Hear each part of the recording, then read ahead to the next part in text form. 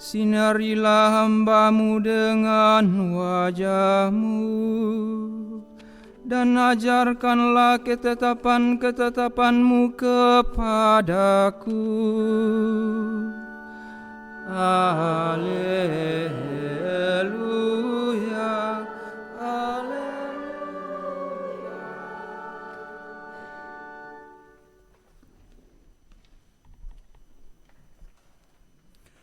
Tuhan sertamu. Inilah Injil suci menurut Lukas. Dimuliakanlah Tuhan.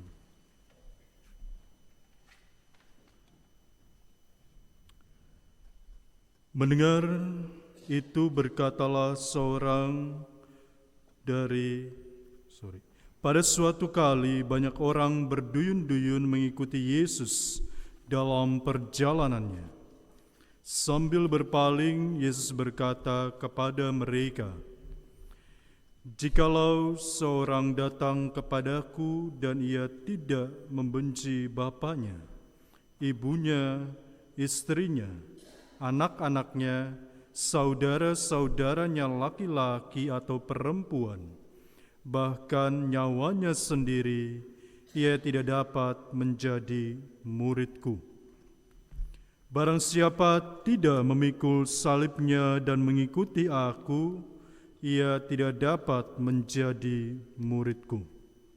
Sebab siapakah di antara kamu yang kalau mau mendirikan sebuah menara, tidak duduk dahulu membuat anggaran biayanya, kalau cukup uangnya untuk menyelesaikan pekerjaan itu, supaya jikalau ia sudah meletakkan dasarnya dan tidak dapat menyelesaikannya, jangan-jangan semua orang yang melihatnya mengejek dia sambil berkata, 'Orang itu mulai mendirikan tetapi ia tidak sanggup menyelesaikannya.'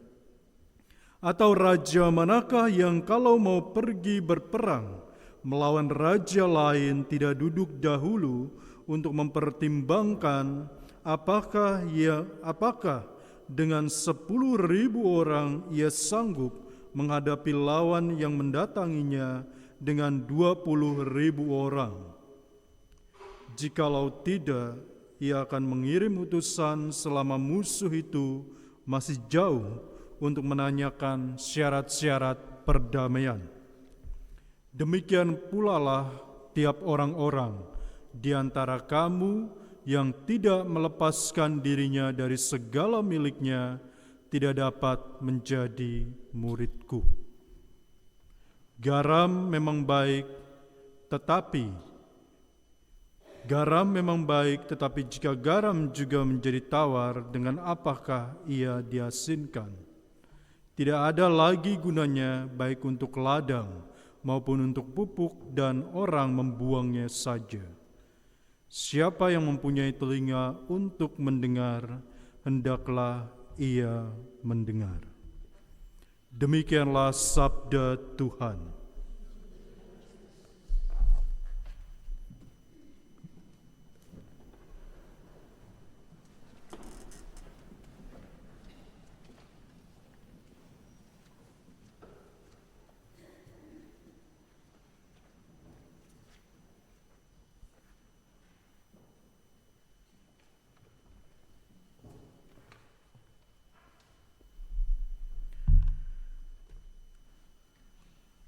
Bapak, Ibu, saudara-saudari, kaum muda juga anak-anak yang dikasihi Tuhan.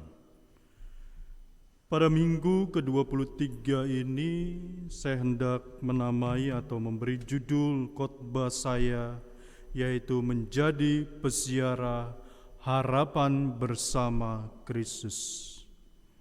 Saudara-saudari terkasih, sebelum saya memulai khotbah ini, saya ingin bertanya, siapa di antara Bapak Ibu atau saudara-saudari yang pernah pergi berziarah? Kemana aja terserah. Ada yang pernah? Itu Bapak di belakang kayaknya belum pernah ya. Belum pernah, Pak? Nanti cari flyernya, banyak kok di Belanda. Ada yang sudah pernah ziarah? Hampir semua ya, sudah pernah ya, kurang lebih ya. Mungkin ada yang belum pernah, Yongeren? Ada yang udah pernah ziarah atau belum pernah? Kayak anak muda belum ya. Mungkin karena ikut orang tuanya. Jadi Bapak Ibu kalau pergi berziarah, mumpung anaknya masih kecil-kecil, diajaklah supaya ketika dia besar, tidak punya duit, setidaknya pernah sekali pergi ziarah dalam hidupnya. Kenapa ini begitu penting? Karena sebagaimana yang dikatakan banyak orang tentang ziarah. Ziarah pada dasarnya adalah sebuah miniatur atau gambaran kecil dari proses perjalanan hidup kita sebagai orang percaya. Ya. Mungkin Bapak Ibu pernah berziarah ke Lourdes ya, ke Fatima ya, lalu de la Salette atau Compostela atau tempat-tempat ziarah lainnya ya. Kebetulan saya tinggal di Breda, paroki saya itu berbatasan dengan Misseldrecht, Belgia ya. Jadi kapanpun saya mau pergi ziarah ke situ cepat ya, naik sepeda 15 menit. Kalau Bapak Ibu naik bus butuh waktu berjam-jam, saya hanya 15-20 menit ya. Namun hal yang terpenting adalah sebuah pertanyaan, yaitu apa yang paling berkesan dalam ziarah yang sudah pernah Bapak Ibu lakukan ya. Yang paling berkesan apa kira-kira? Makannya mungkin ya. Atau berdoanya sepanjang perjalanan ya, nyanyi-nyanyi ya. Jadi rupanya dalam banyak pengalaman orang, berziarah bukan hanya tempat sucinya, tapi perjalanan bersama dengan orang banyak ya. Doa rosario di bus ya, sampai kadang-kadang ngantuk-ngantuk ya. Saya pernah mimpin itu, saya yang ngantuk ya. Juga makan roti sederhana, bernyanyi, bercanda, kadang juga tersesat sebentar ya. Kalau sudah tersesat biasanya yang stres itu siapa? Sopirnya ya, karena berkenaan dengan parkir ya. Semua pengalaman yang kita rasakan dalam peziarahan ke suatu tempat tentunya membuat perasaan kita bahagia. Kita menjadi lebih tenang ya. Apalagi ketika kita pulang, kita membawa sesuatu untuk diceritakan bersama orang-orang terdekat kita. Saudara-saudari yang dikasihi Tuhan, hidup kita, kata Paus Fransiskus, adalah sebuah ziarah. Paus Fransiskus tahun lalu membuka tahun ziarah, peziarah harapan. Dia mengatakan bahwa kita semua yang percaya kepada Tuhan adalah peziarah harapan. Karena Kristuslah tujuan hidup kita. Dialah yang memanggil kita untuk pertama-tama mengikutinya, berjalan bersamanya sampai pada akhir tujuan peziarahan kita, yaitu kerajaannya. Karena itu Injil hari ini sangat pas atau kebetulan pas. Yesus berkata, siapa yang tidak melepaskan dirinya dari segala miliknya, ia tidak dapat menjadi muridku. Ya.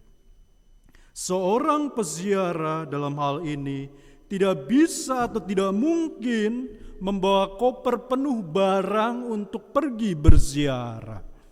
Ya. Nggak mungkin segala isi rumah dibawa untuk pergi berziarah. Bahkan kadang-kadang penyelenggara ziarah itu membuat aturan, 1 koper cukup ya, dengan tas ransel. Kalau misalkan koper itu ditinggal di bus, maka bisa dibawa ranselnya untuk menaruh kebutuhan kita. Ya. Jadi rasanya tidak mungkin kalau kita pergi berziarah, kita membawa dunia dan segala isinya. Tidak, Bapak Ibu. Ya. Kita membawa yang perlu untuk pergi berziarah. Oleh karena itu Yesus berkata, kalau saudara-saudara ya mau ikut aku, jangan setengah hati, ya total, termasuk ya diperiksa apa yang kita butuhkan untuk berjalan bersama Yesus dalam peziarahan hidup. Jangan membiarkan hati kita berat oleh harta, gengsi ya, atau ego.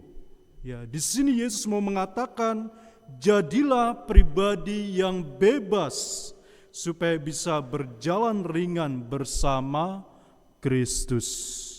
Anda mungkin bisa membayangkan peziarah yang terus mengeluh karena sepatunya kotor. Ya, tentu ia tidak bisa menikmati perjalanan. Peziarah yang sibuk dengan oleh-oleh, saya tidak menyindir ya. Tentu ia lupa tujuan ziarah itu apa? Bertemu dengan Kristus ya. Kadang kita juga begitu sibuk dengan hal-hal kecil sampai kita lupa, kita ini sedang apa? Sedang berziarah. Seorang peziarah harapan, kata Paus Fransiskus, tentu berbeda. Ia berjalan dengan sederhana. Wajahnya penuh cahaya. Karena apa? Karena ia tahu di ujung perjalanan Allah atau Tuhan sudah menanti dia. Saudara-saudari yang terkasih, dalam bacaan kedua Rasul Paulus kita mendengar meminta kepada jemaatnya ya Filemon untuk menerima Onesimus bukan lagi sebagai budak melainkan sebagai saudara. Itulah contoh peziarah iman, memperbaharui relasi, membuka pintu persaudaraan, membawa harapan di tengah kegelapan. Saudara-saudari yang dikasihi Tuhan, kita pun dipanggil untuk menjadi peziarah harapan dalam keluarga kita, ketika kita berani mengampuni sesama kita dan memulai hidup yang baru. Di tempat kerja, ketika kita memilih untuk jujur, menjadi pribadi yang berintegritas, walau terkadang dalam perjalanannya tidak mudah. Mari kita bertanya dalam perayaan Ekaristi ini, juga nanti ketika Bapak Ibu pulang, mulailah bertanya, apakah saya berjalan sebagai seorang peziarah harapan? Ataukah saya masih membawa koper berat? Ya, jadi koper berat ini kiasan ya, tidak dimaksudkan untuk menyindir Bapak Ibu atau kita semua. Koper berat berupa mungkin iri hati, gengsi atau ego sesaat. Ingatlah bahwa Yesus berkata pada hari ini, ikutlah aku, pikulah salibmu dan engkau akan sampai pada tujuan.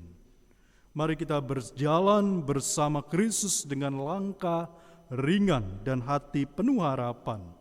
Dan semoga setiap orang, disinilah pentingnya berziarah ya.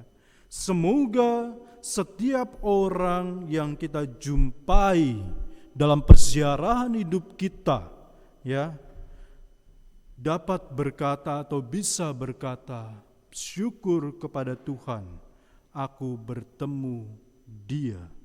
Dari Dialah aku dapat merasakan kehadiran Tuhan, mendapatkan kembali kekuatan dan harapan baru. Amin.